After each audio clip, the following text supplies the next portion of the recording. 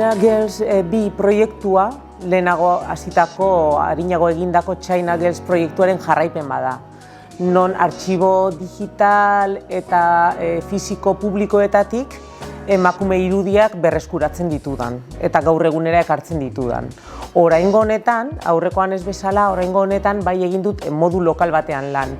Bilboko industrialdeko emakumeak berreskuratu nahi izan ditut, ez? Pixkat desindustrializazio garai honetan, ez?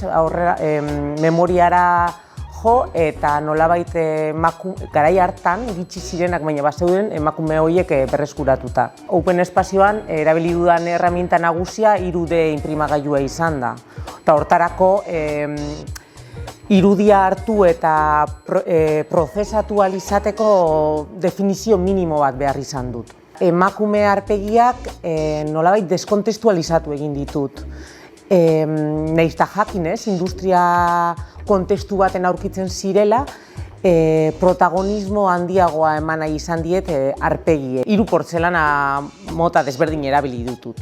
Nahiz eta nik jakin, horrek arazoak sortu araziko ziz. Onartua nuen, da banekien haustura bat egongo zirela, eta plaka asko hautsi egingo zirela. Eta hori ere nolabait nire prozesura ekarri dut, eta askotan zeramika gile hori eskatzen zaigun artisau esku perfektu hortatik aldendu nahi izan dut. Lortu dudan emaitza izan da. Zehar argitasun desberdina duten plakak lortu ditut. Guzti horrekin esperimentatzea izan da, niretzat oso aberasgarri izan da.